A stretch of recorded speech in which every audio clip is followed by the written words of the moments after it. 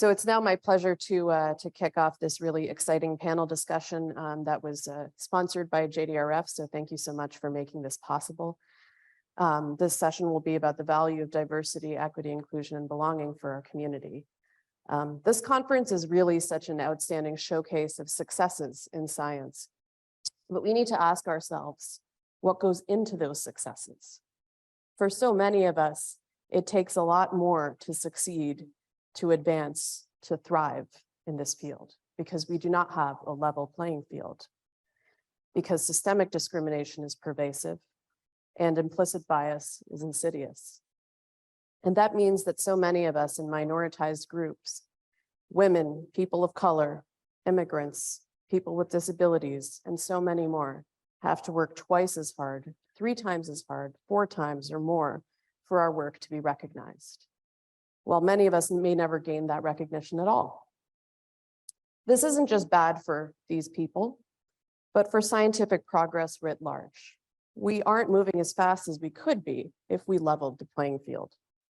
That's why our founding CEO, Susan Solomon, prioritized inequity as one of the mission critical obstacles for NYSCF to address and to remove, because she saw that progress would be slowed until all of the best minds had equal opportunities to succeed.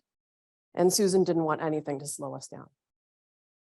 That drive of wanting everyone in our community to thrive is a key part of Susan's legacy that is very much alive and well at NYSCF. And that is what brings us here today to talk about the value of DEIB for our community. I want to set the stage by sharing a little bit about how we're taking this on at NYSCF, because it's important to us that we do things that are of value for all of you in the community. So one of the major ways is, of course, through our events and communications like this very conference. We use a dedicated session to spotlight key issues in diversity, equity, inclusion, and belonging. We make sure that our conference represents a diverse panel of experts from all over the field. We're pleased that this conference has 54% women as speakers and chairs, and what we believe to be our largest percentage of speakers of color as well thus far. And so that's something that's very important to us. But that's not all. Representation is only one piece of the puzzle. We also do webinars to spotlight important issues on racial health disparities, on other ways to cultivate better environments in STEM, and student education and outreach to make sure that we democratize access to exciting scientific breakthroughs and seed the next generation of scientists with as diverse a pipeline as possible. We also put this lens into our research. NYSCF's sort of crown jewel is our technology, and we built that technology so that we could build a community resource of IPSC lines to accelerate research everywhere. And so we're putting really dedicated efforts into making sure that that biobank that we have is as ethnically diverse as possible.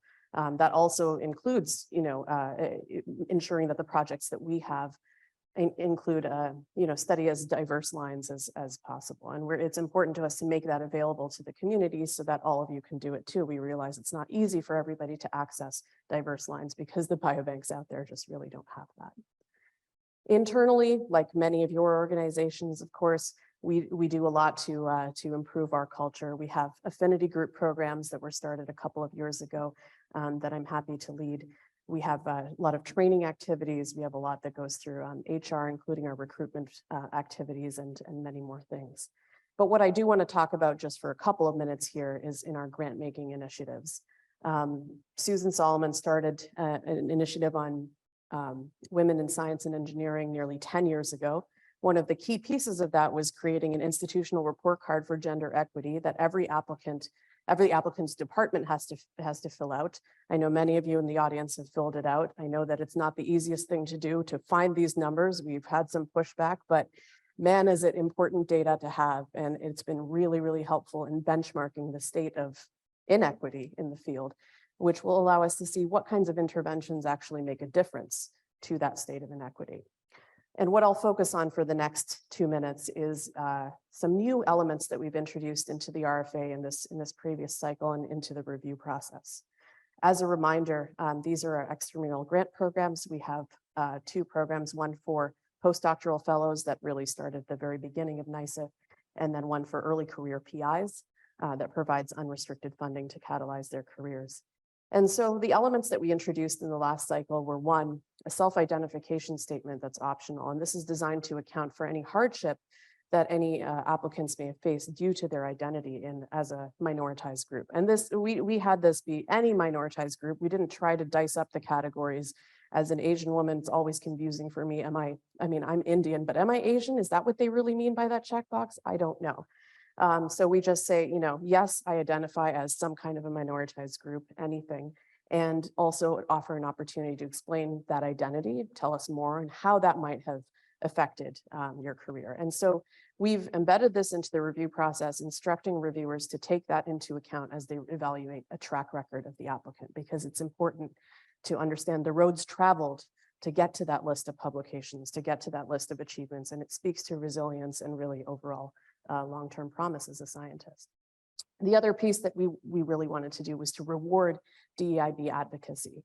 And so we've introduced a mandatory commitment to DEIB statement where applicants can detail their past and present activities to advance DEIB in their labs and their institutes in the broader community.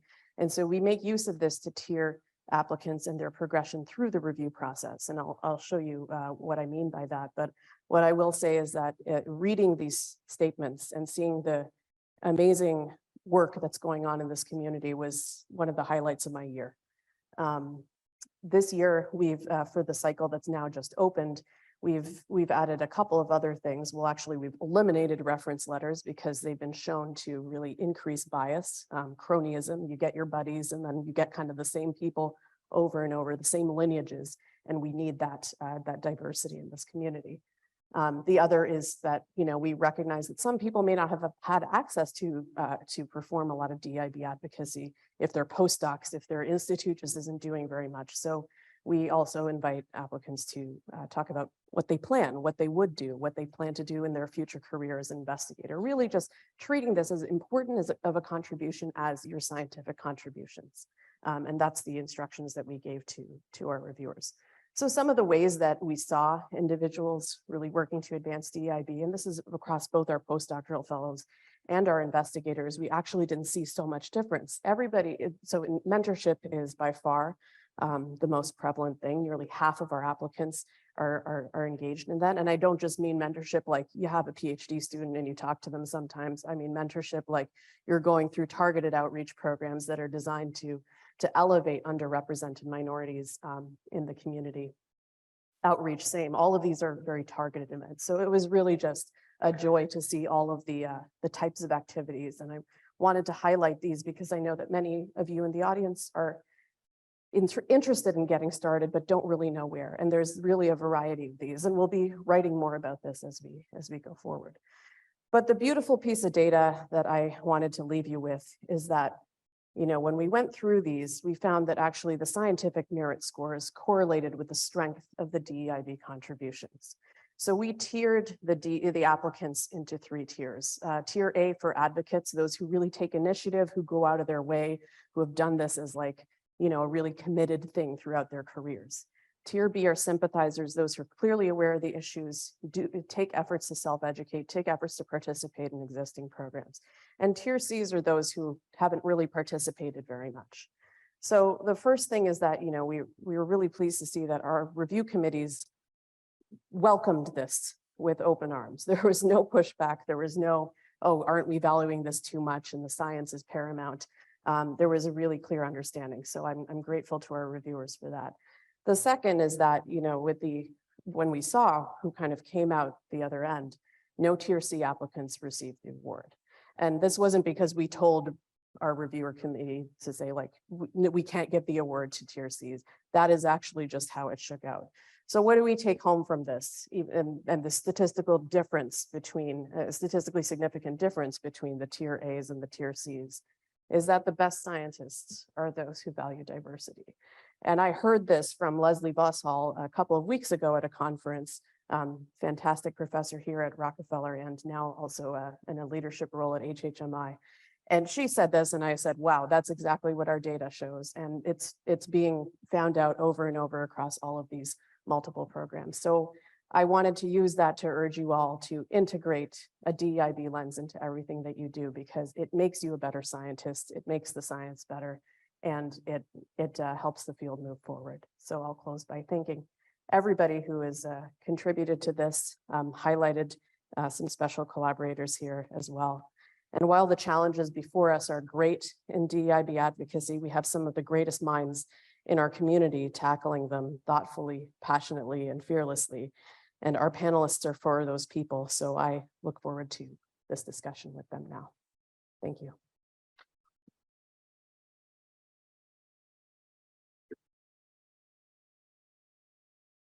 So I want to start this panel with all of you who are dedicated advocates, leaders, role models for how to create better environments. And we all got to our roles doing this through different paths. For me, I was motivated by my experience as a woman of color in science, working in several countries, experiencing many situations where I felt like an outsider or an imposter, and seeing the same thing happen to many others. And that motivated me to begin advocating. For my current role, I was actually led here by Susan, and she saw me speaking up, and she called me up one day to ask me to do this work for NYSCF. Some of her words in there were "no good deed goes unpunished," but this is has been one of the great honors of my career to really step up and try to take this on. So now I'd like to hear from all of you as we introduce each of you to the audience. What motivated you to assume your current roles? And what are the major areas that you are giving your focus to and spending your energy on to build better environments? I'll start with you, Johnna.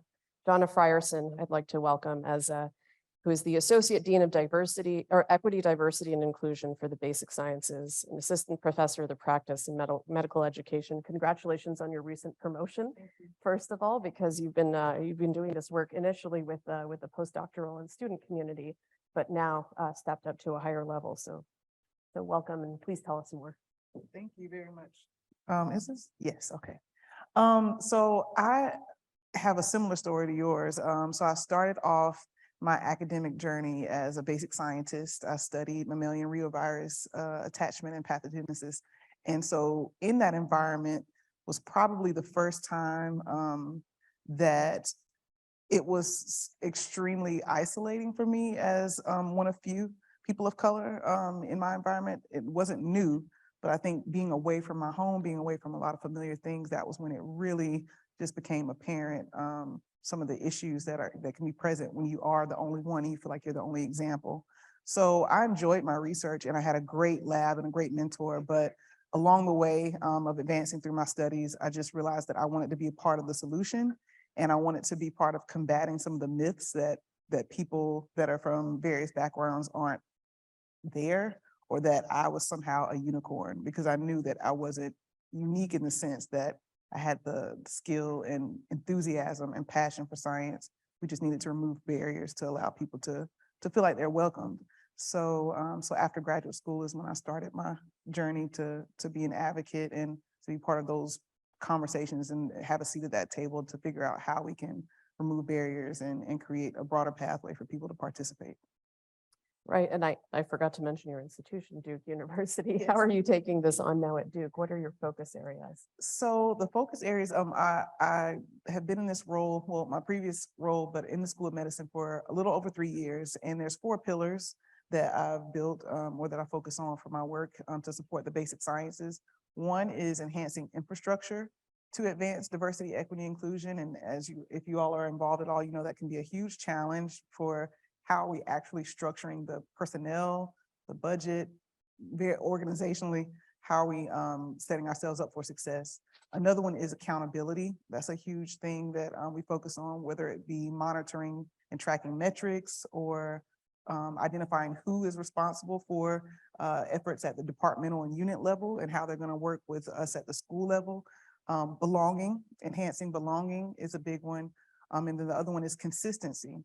Because I find that along and related to those other things, especially infrastructure, sometimes DEIB efforts are fueled by good feelings and not necessarily strategy. And I think that that's really doing a disservice to the goals that we're trying to meet. So those are the 4 pillars. And so I work together with leaders and the students, trainees, everyone. I feel like I'm a partner to everyone. And so those are my large focus areas. Well, that's fantastic. Thank you for doing that work, and we'll definitely come back to a lot of that as we go along. I'll move next to Tina Termini, who's an assistant professor at the Fred Hutchinson Cancer Center, working on hematopoietic stem cell and niche regeneration. Tina's admirably used her voice, becoming an early career PI to publish extensively in this field. So Tina, tell us about your journey and what you're focusing on. Yeah, so my journey is a little different, but also very similar, I feel like. For many of us going through the rigor of the academic ecosystem, as you know, I'm Hispanic, I'm first generation, I'm from low income, I'm a woman, I'm all of these different things. So I have this intersectional identity where I really never knew anybody like me. I never knew a scientist growing up. My parents are blue collar workers. And that was challenging just getting through undergrad. Now, when I went to get my PhD, I studied at the University of New Mexico, which is a Hispanic serving institution. And that was the first time that I was really ever able to identify with my culture in an academic environment. And that experience built me up so that I could undertake challenges further. But what was so striking is that so many people don't get that opportunity ever. And retention is a really crucial problem. So I would see many of my classmates, you know, not make it through to where they wanted to go. And it was not because they weren't skilled. It was because they didn't have the mentorship or the resources. So my experience moving into my postdoc was really to just harness my mentoring skill sets to help people and be an advocate. And I will say that for a long time, I was speaking up and I felt like a broken record. And it wasn't until 2020 with the murder of George Floyd that people started to listen to me. And the other thing was that I stopped asking for permission and I just started doing things. I said, I don't know if I want to publish a piece about mentoring minority trainees, why do I need somebody's permission to do that? I mean, I'm going to do the scholarly lit review on that.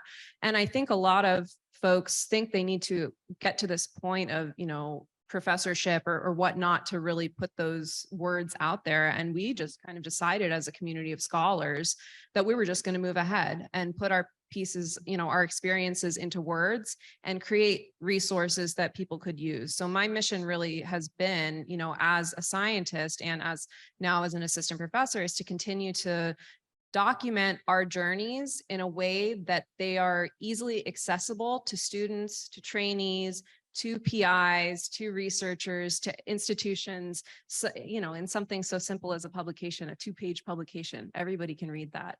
So, you know, I would say that I kind of fell into this experience and this role by means of accident, but, you know, it was really based in just having navigated that landscape and wanting to make sure that others had resources that I so desperately wished that I had. So it's been amazing, but we're still learning so much and we're still working to continue to push the envelope. Thank you so much. And we'll definitely come back to the mentorship topic very soon. I'd like to now welcome Ashton Marie, who is recently named. Was it earlier last year? January. My goodness, I've lost all sense of time, but it feels longer than that to me and possibly to you too. Ashton is the inaugural Chief Diversity Officer of Rockefeller University and Vice President for Diversity, Equity, and Inclusion. Ashton, please tell us how you came to this journey. I know you've done a lot of this work before at NYU. How did you find yourself here and what are you focusing on at Rockefeller? Sure. So welcome all of you to Rockefeller. It's great to, as a member of the community. Pardon me, is this working? Hello? Yes, All right, there we go. go. That sounds much better. So I was just extending a warm welcome to Rockefeller as a member of the executive team here. It's great to have this conference here.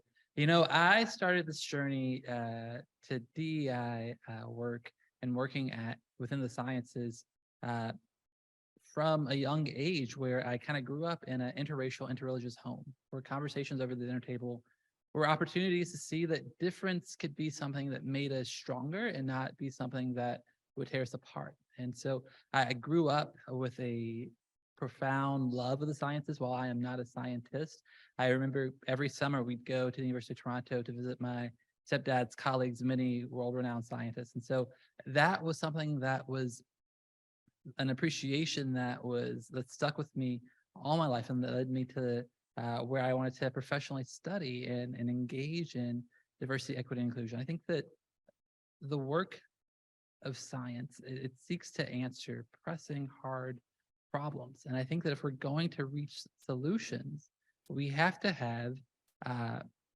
people from every background at the table. I believe that I believe that intelligence and that creativity, that brilliance is equally dispersed amongst the population. And so if we don't have folks from every population at the table, then we're missing out. And I think that the problems that we seek to face are far too hard to leave any brilliance on the field. Absolutely. Well said. Thank you, Ashton. Last but certainly not least, we're delighted to have Eric Nestler with us. Eric is the Nash Family Professor of Neuroscience at the Icahn School of Medicine at Mount Sinai here in New York, as well as the Dean for Academic and Scientific Affairs and Director of the Friedman Brain Institute. So, Eric, you are a great example of someone who's in a position of privilege and power and is wielding that to advocate for those who haven't been as fortunate and to be an ally for those people. Please tell us about how you got into that. Thanks, Raeka, and good afternoon, everyone. I went to college in the mid-1970s when affirmative action first became a policy in the United States. And that was over 50 years ago. When I moved to Mount Sinai about 14 years ago, I felt that I had the authority and platform to go beyond what had been tried previously. There was an article in the New York Times, some of you may have seen, just before the pandemic, on the front page of the paper that graphed the percent of Black and Hispanic students at our nation's foremost colleges and universities. I don't know, did anybody see that in the audience? The graphs were all like this over 50 years, and maybe even like that, because in the last decade, there was a actual loss of diversity in our student body. So it struck me that it had long been time to go beyond just talking about the problem and to try to formulate tangible plans to do better. And, I also came at this relatively late in life where, I grew up in New York, white, male, Jewish New Yorker. There are many of us, by the way, if you haven't noticed. It was not hard for me to find mentors just like me. My mentor, Paul Greengard, who had been at Rockefeller University, white, male, New York, Jewish. He was even bald. So it was very easy for me to find people just like me throughout my careers. And it wasn't really until about 15 or 20 years ago that I realized that I did have privilege and I did have opportunities that many people have not had. And so I've worked very hard in the last decade or so to try to make a difference. And I'd be glad to share some of the things that we've done at Mount Sinai to, as I said, move the needle. The proof of success is not to talk about it for me, but to show tangible progress. Thank you, Eric. So I'd like to talk a little bit about mentorship because that plays such a critical role in the experiences of junior scientists and their ability to succeed. And also because it's one of the most rewarding activities I think we can engage in. So how can we effectively integrate a DEIB lens into mentorship, and what kinds of benefits can that deliver? Johnna, I'll start with you because I know you've done a lot of this work with the postdocs and students at Duke. Yeah, I think it starts with a fundamental philosophy that your mentorship is a wonderful way to advance equity. It's within your own sphere of influence, regardless of the setting that you work in. That's something that you directly have control over, and you can choose to participate in a very thoughtful and well-informed way. And so by taking accountability and responsibility for that, first of all, just thinking of that at the beginning, I think that can make a huge difference in how you choose to, interact with your mentees, how you choose to lead, how you choose to set an example for them, rather than sort of thinking that, I mean, we're not really taught, you know, within our training about how to be mentors. So sometimes it does seem like trial and error, but it doesn't have to be as much trial and error if we are just a little bit more thoughtful and considerate about how we want to structure our mentor-mentee relationships. Thank you. Tina, do you want to add to that? You've published some things on shadow mentoring and peer mentoring and these sorts of things. Tell us how you integrate a DEIB lens there. Yeah, I think just like Johnna said, we're not really trained to be mentors often unless you've gone into education and kind of, you know, learned those skills in a didactic setting. But I think one of the most striking things to me is how many different types of mentors are possible. First of all, I look back on mentoring relationships that I had, and I didn't even realize I was in a mentoring relationship. So we also need to do a better job of training our mentees to be mentees. So if you're a mentee, you know, think about it's a two-way street from mentor to mentee and back and forth, and it's a circuit. And I think building out your mentoring network can be a really crucial way to create more inclusive mentorship as well. You know, listening to Eric and saying, you know, I had mentors that look like me. Just because your advisor doesn't look like you doesn't mean that you can't have a mentor that looks like you who's in another sector. Maybe there's someone who helps you with other situations that are non-scientific. So I think, you know, Or even at a different organization entirely. absolutely. Yeah. So you know, it wasn't really until my postdoc that I realized that I could have mentors at other institutions. It didn't mean I have to meet with them formally. So casual mentoring is a really popular form of mentoring that I think a lot of us kind of take for granted. Those, you know, can I pick your brain for a few minutes over a coffee? And that can be a really strong source of mentorship and can create inclusion as well, because now you have access to additional opinions that are not just this unidirectional kind of, you know, or singular relationship between mentee and advisor, for example. Shadow mentoring is very important as well, but it's very complicated because What does shadow that actually mean? yeah. So shadow mentoring, those are really the mentors in the shadow. So I will have students come to me with very sensitive problems that maybe I would only understand because of situations that I've gone through. I'm not going to necessarily put them as someone on my CV that I've mentored, right? Because maybe they don't even want their mentor to know that they're meeting with me.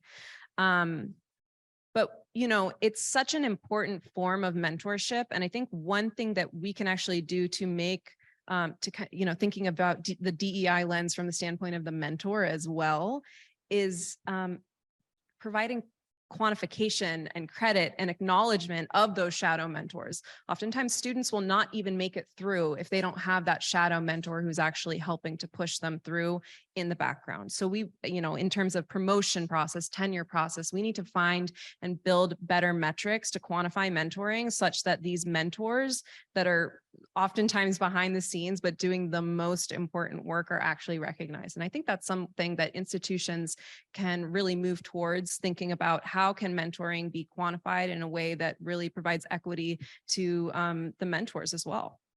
Yeah, that's a really great point. Eric, I know that you've started this biomedical laureates program at Sinai. Can you talk a little bit about how you're embedding mentorship into that? Sure. Let me start out by telling folks about that program. So, you know, we've recruited a lot of people and at Mount Sinai, and when you look nationally at the number of faculty who are brought on biomedical research institutions each year, it's an appreciable number. So why is it that the number of Black and Hispanic faculty in tenure track positions remains so low? It's because we all have not been hiring Black and Hispanic people to fill those positions. And so we decided right at the start of the pandemic, actually, that the only way to succeed is to make it a goal that we were going to hire a certain number of Black and Hispanic faculty each year in tenure track research positions for the next 5 years. So we were able to get our board to approve separate funding for 20 positions over 5 years. Members of my faculty complained, but it's only 20 positions. And I said, right, but it is 20 positions. which is like almost 20 more than what we've done in the previous 5 years. And so the first year was dramatically successful. We recruited 4 outstanding faculty of different ranks. This year, we've done even better. We beat our target and have already recruited 5 faculty to the laureates program, again, across disciplines, across ranks, and it's succeeding. And when we look at the measures, just like your graph that you showed, Raeka, look at the objective quality of the faculty whom we're bringing on the faculty as laureates. They meet every standard that our other recruits meet. So it kind of proves the point that if you don't set your mind to do so ahead of time, it's just not going to happen. So bringing people to campus is one goal, but as we all know, it really becomes a challenge to make sure that everybody brought to campus succeeds. And I've, again, just been so struck that when we look on campus, we did a survey at Mount Sinai just around the time I arrived, a climate survey. What is life like for you at Mount Sinai? So white men, everything is great, right? White men are happy, white women a little less happy. But when you interrogate or look at the answers that people gave, people of color, there's quite a lot more of dissatisfaction, of not belonging, not feeling supported, feeling invisible, being scrutinized by security, and whatever the issues might be. So we have gone methodically to try to undo all those things and make sure that the climate for everyone is good, that the atmosphere is welcoming and supportive and nurturing and providing the means for everybody to thrive and succeed. Thank you. That's great. Easier said than done. I mean, this is a work in progress, very much so. Certainly, all around, absolutely. Ashton, can you talk about how you're thinking about that here at Rockefeller? Have there been mentorship initiatives that you've been working towards in your position, and how do you get that lens into Yeah, them? so it's something that I think about on a daily basis. How do we optimize the mentoring relationships between mentors and their mentees? And how do we think critically about the environments in which the mentoring is happening? How do we get mentors to realize that they have a crucial role? Well, let me back up. I believe that mentors understand the role they have in building great future scientists. I believe that 100%. However, where my work comes in is how do we get folks to realize that that many mentees where all mentees come with multiple identities, right? And if we can only speak to one identity, the scientist, then that means that we're asking our mentees to leave many of those identities at the door, whether it's gender, sexuality, whether it's race, whether it's ability, right? So my work is helping folks to build containers where they feel safe and comfortable having conversations, asking questions that go beyond just the how's your science doing to the broader parts of our identity and ourselves, so that our mentees can bring their full selves to the labs, to their work, and feel like this is a place where they belong, where they can thrive and see themselves flourishing as a career. And what I believe what I've seen personally and what the research shows is that when mentees are in environments where they feel like they can bring their whole selves, where they feel like their race is not off limits, where their gender isn't off limits, where they have a mentor that they can talk to about these factors, they're more likely to have STEM persistence and have STEM identification. And those are the type of qualities that I'm trying to reinforce every day with our students and all of our trainees here. Thank you. That's beautifully put. And, it reminds me of something Tina and we were discussing about just the idea that, it can be well-intentioned sometimes for mentors to ignore race or to, pretend that they don't see it and sort of not talk about it, but it's actually sort of counterproductive. It's more helpful to acknowledge somebody's experience. And, for example, in the context of the George Floyd murder, checking in on Black colleagues and Black peers to see, how are you doing with all of this? That was something that, was emphasized as being really valuable. And just what I'll also what I've also found, and, I think as potentially helpful for this audience is, just asking people their stories, because another well-intentioned mistake can be assuming that, okay, well, I've talked to one of my Black colleagues about things. I know how all Black colleagues in STEM feel about this incident. And that is just as that would not be true of talking to any of your white colleagues, it would not be true of talking to one representative of any community. We all have our own diverse stories and challenges, and accounting for that is certainly an important part of mentorship, or just allyship generally. Add to Please. that too. Yeah, I think those are some really good points. And one thing I wanted to add is sort of not a counter perspective, but a lot of times when mentors come and I'm in discussions with them, they're having some really challenging situations, or let's say there's something that happens, a national incident that is really stressful or very highly sensitive, and they're saying, what do I do? One of my first questions is what is your relationship? I mean, when those things happen, is not always the time to check in, because I definitely had the experience of people checking in, and it almost was overwhelming. I don't know if anyone else had this experience where a lot of people were checking in, and I know that the intention was sincere, but it still felt a bit overwhelming because we didn't have that relationship at the time. So I would say really thinking about before challenges come up, before there's a sensitive issue that arises, working on building a relationship of trust with humility on the part of the mentor and openness to the mentee and what they might have to say and share is a really important part of being able to effectively address those things when they do, when issues do arise. Otherwise, you're going to be scrambling, feeling like you're trying to make up for something that's not already well established. That was one thing that I wanted to add. Thank you for raising that. Yeah, a lot of it is reading the room correctly and not just necessarily asking every person of color that you've ever met how they're doing every time something happens. It's certainly not the approach for you to time limit. And would love to get your feedback on this. I've seen many schools institute formal training programs for faculty. We're doing this now at Mount Sinai. We're putting together an obligatory course so that every faculty member who supervises a student or postdoc will be required to take a course on how to be a mentor. And, most of us who run labs were never taught how to run a lab or be a mentor. We acquired whatever skills we had naturally, maybe from our own mentors. I was lucky to have a good mentor, but unfortunately, many mentors are not particularly generous with their mentees, or, not attentive to mentee needs. So the goal of this course, and we're leveraging what other institutions have done, is to consciously teach people the steps, the aspects of what it takes to be a good mentor, including in a way that's sensitive to different people's backgrounds.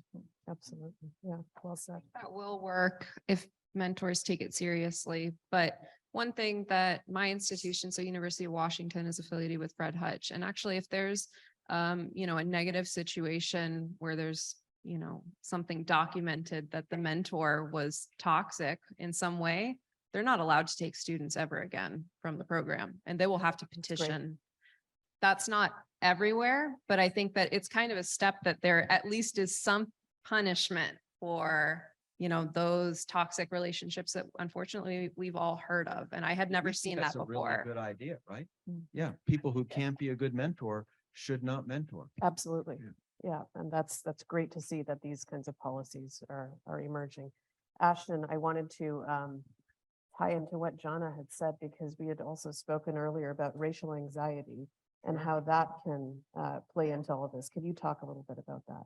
Yeah, so what the literature suggests and what I have found in my relationships is that there's this phenomena called racial anxiety, and it is this internal feeling of angst when dealing with folks of a different race. And so scholarship says that white folks will feel racial anxiety when interacting with people of color on the idea of, will I be liked? Will I accidentally say something that will make people think that I'm racist? Whereas people of color may feel racial anxiety around the idea of, will I be taken seriously? Will I be seen as the affirmative action case, right? And so that comes up in social events, it comes up in mentoring relationships where this racial anxiety is happening on both sides for different reasons, but it's creating a much harder connection, a relationship building. There's also this idea of kind of protective hesitancy, right? Where you won't say anything, you won't reach out, you won't try to go deeper into the relationship, like Johnna was just saying. You won't try to build that trust that's needed when there are hot topic moments in society, because you're afraid that you're going to say the wrong thing, that you're going to make a misstep, that you'll be seen, if you're a person of color, that you'll be seen as caring too much about your race or ethnicity and not enough about your science. And so in the training that I do with mentees as well as mentors, institutional leaders, it's calling that out.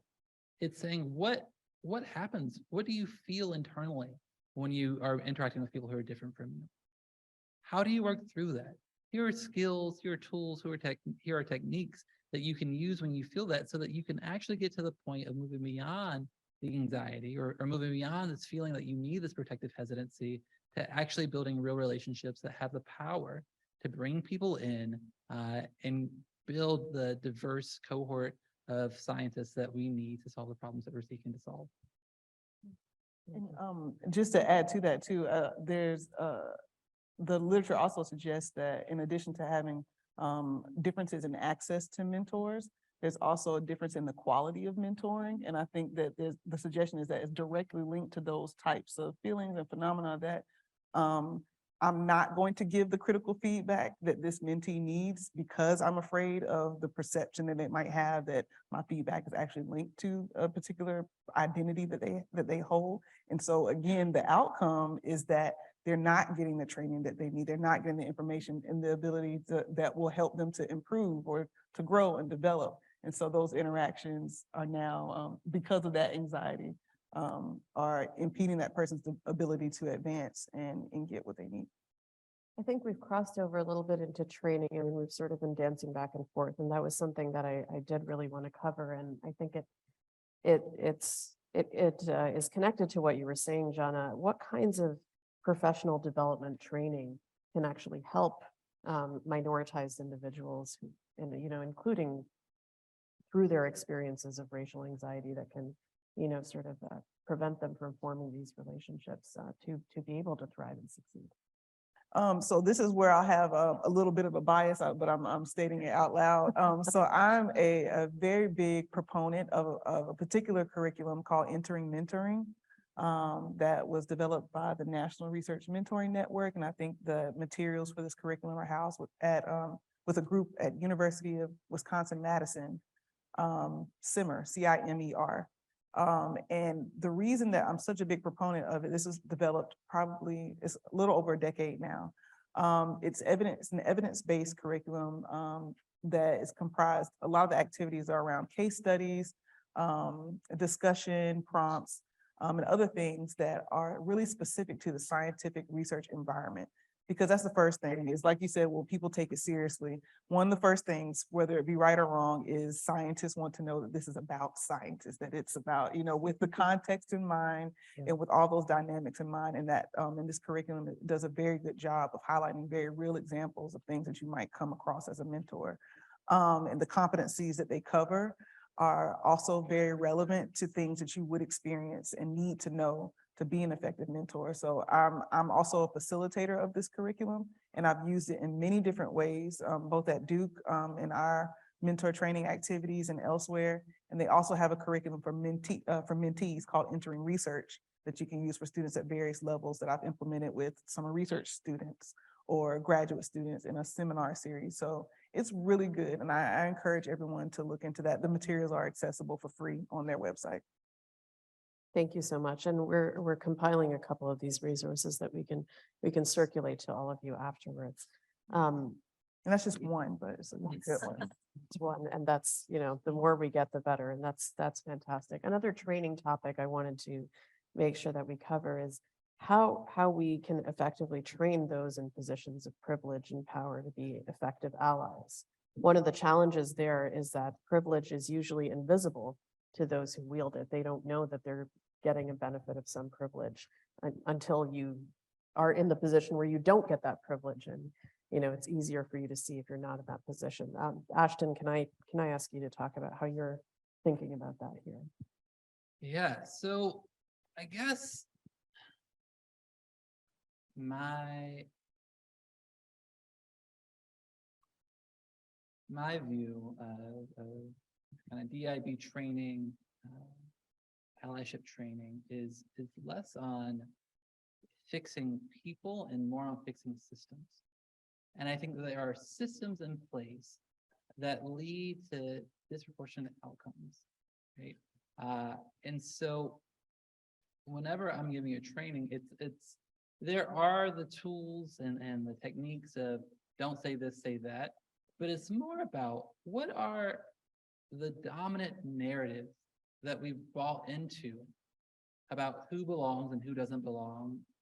Dominant narratives around meritocracy, dominant narratives around access, that we need to do the internal work to challenge, to question. Who are you as a person, right? That's a question that I ask a lot. How did you come to the ideas that you came to, or that you have now, that lead you to assess situations the way that you do?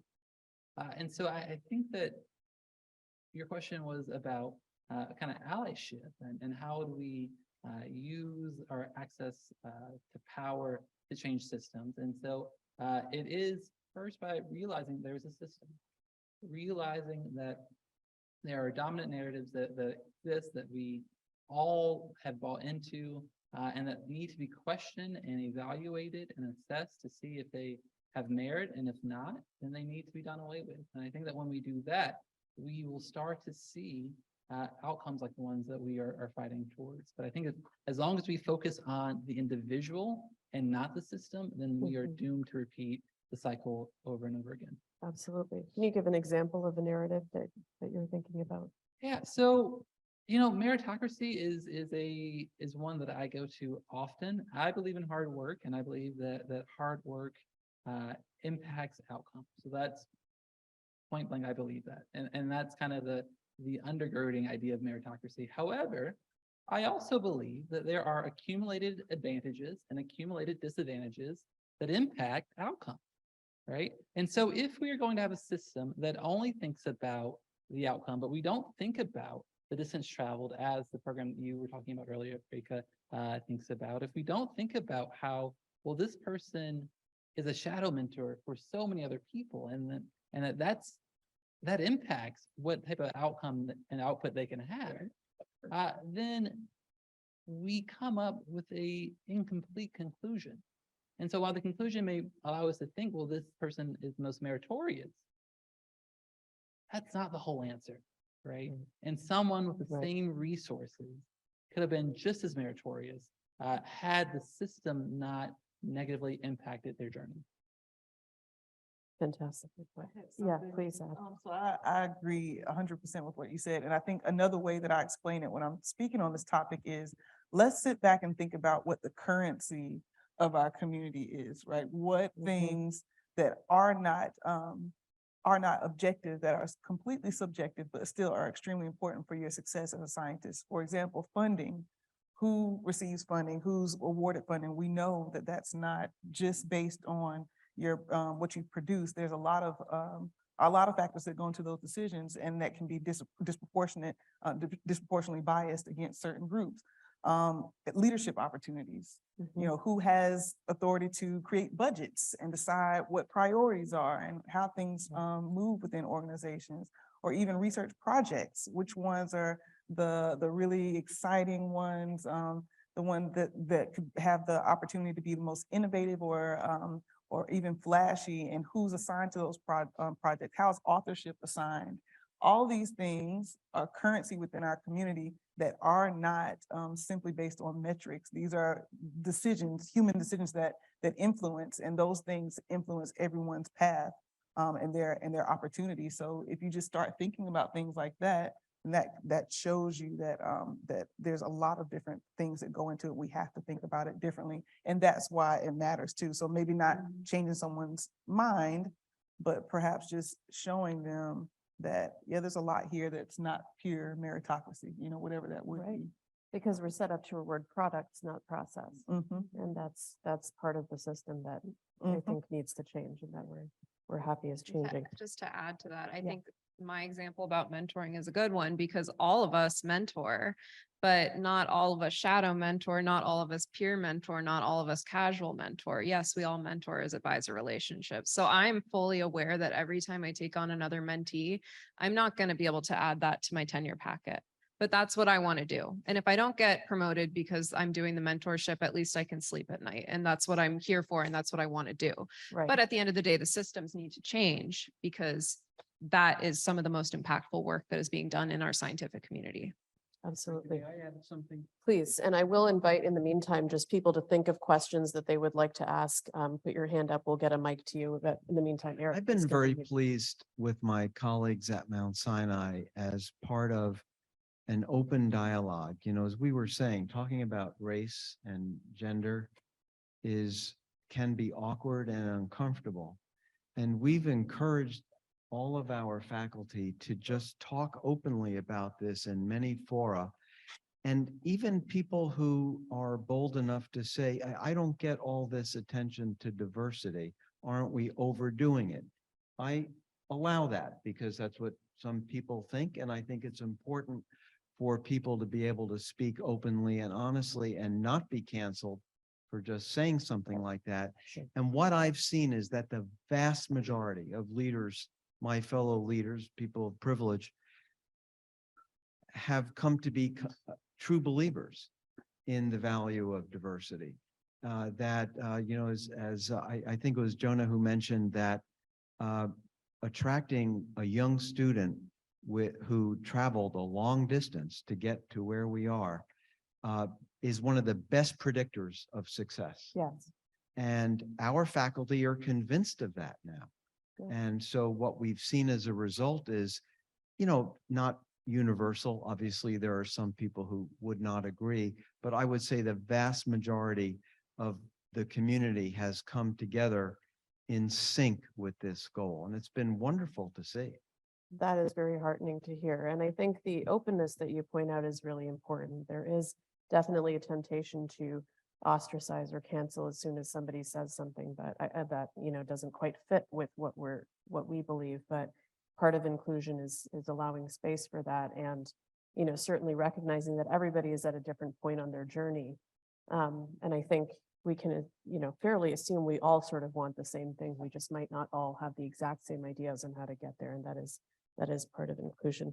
I'm going to open up to audience questions and also invite those virtually to join. But Kate, please. One challenge is obviously knowing whether our programs are working and the effort that we're putting in, we're actually reaping benefits of.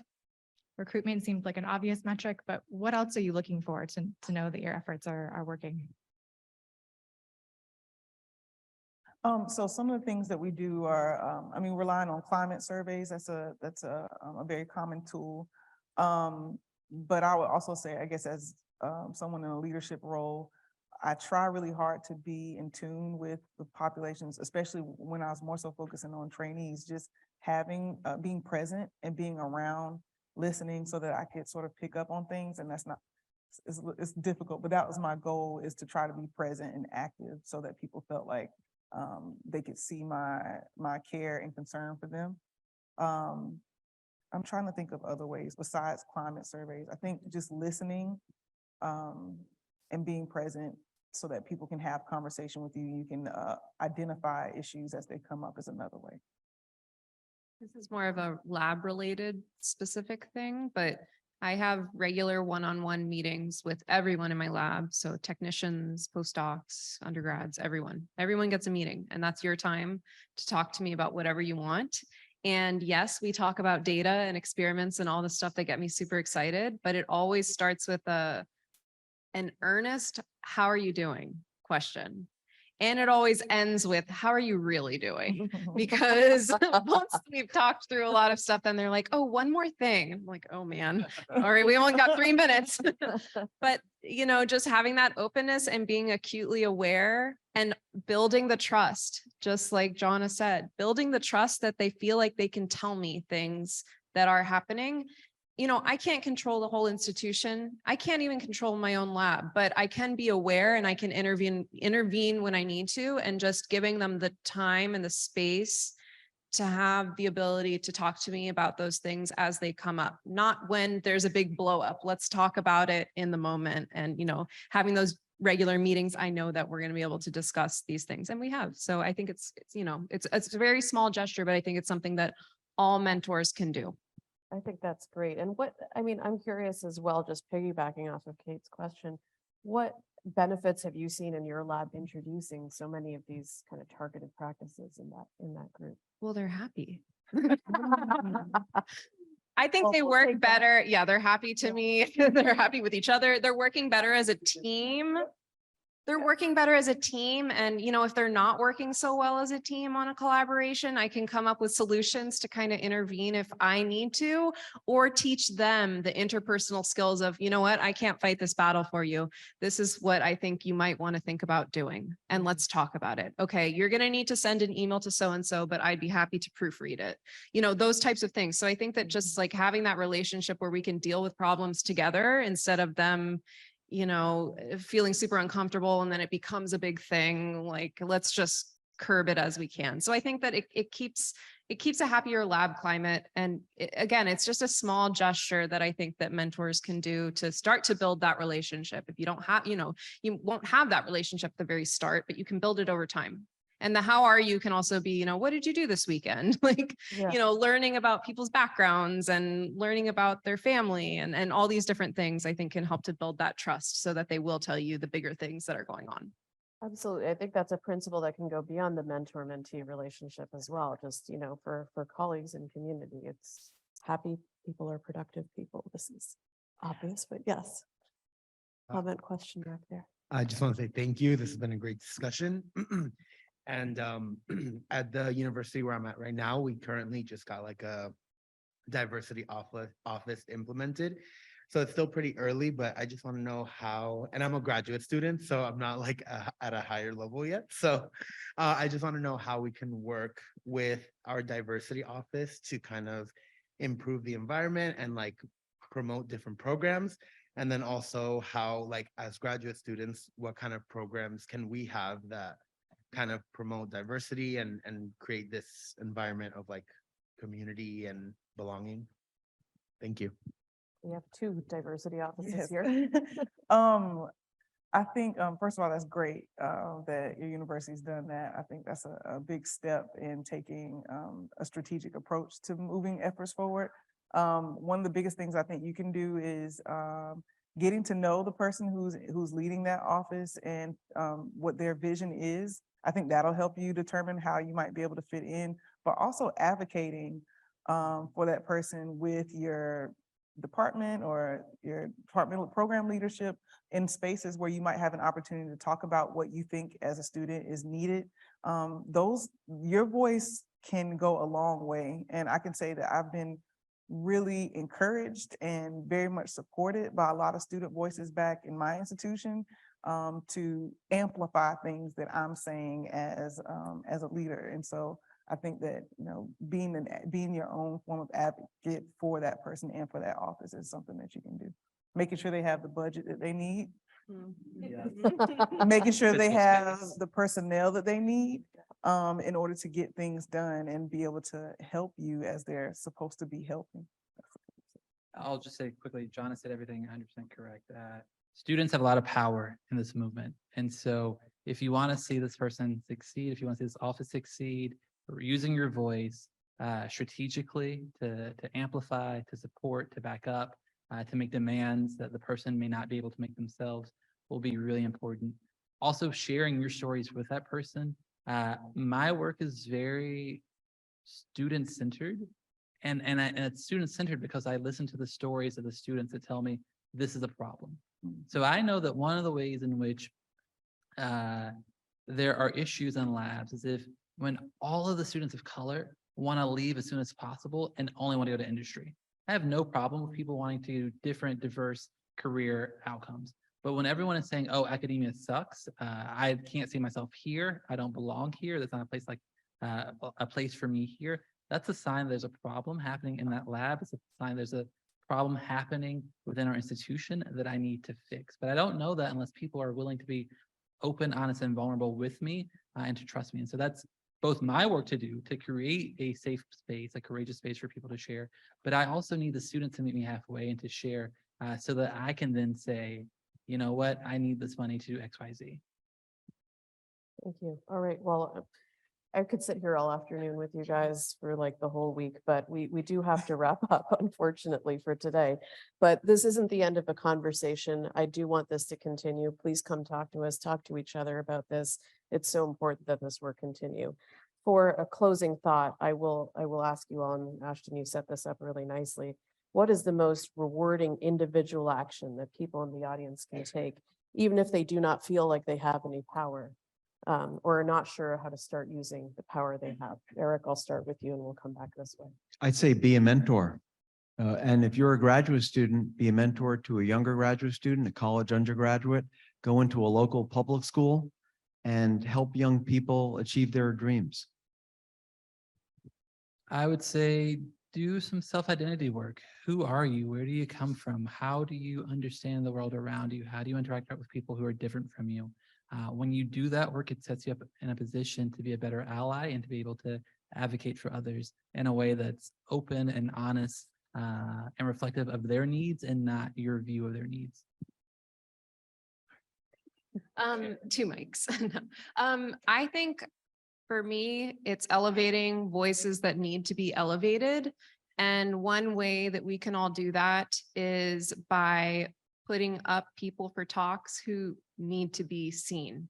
So if you can't give a talk, I challenge you to think of 3 names of individuals who are from groups that are historically excluded in STEM to recommend as other people to give that talk.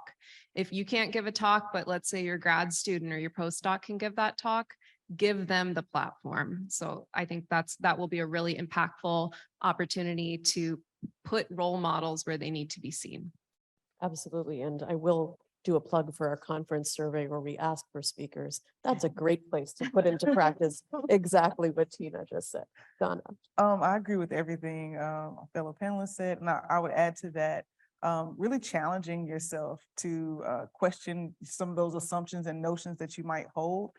There's been so many great pieces, and I think that's wonderful that you've contributed to that scholarship. There's so many pieces written by fellow scientists and others from other fields about issues of diversity, equity, and inclusion. So I challenge you to become aware of that literature and really think about how that can be applied and think about how you can change your perspective. And lastly, get more comfortable with being comfortable with being uncomfortable in those spaces and growing in that way. Right. We take on comfort with the discomfort of not understanding the science we work on and all of that. It's, something that we can translate. What I'll say, as to that question is that by showing up today, you're already, on the way. You're taking steps. Start by, joining initiatives or groups that are already underway at your institution. It's usually easy to spot the people who are involved in these things, and even just a conversation to see, what's going on, shaping your own path that way. It's all very personal how we can contribute to efforts like these. And really, just like it is in science, seeing how you can contribute to moving scientific progress forward, also moving the community forward is always something that we can keep reevaluating as we go. So I thank you all so much for being here, for all of the fantastic work you're doing, for all the thoughtfulness that you bring to this, and for sharing your precious time with us today. And thank you all for joining us in this discussion.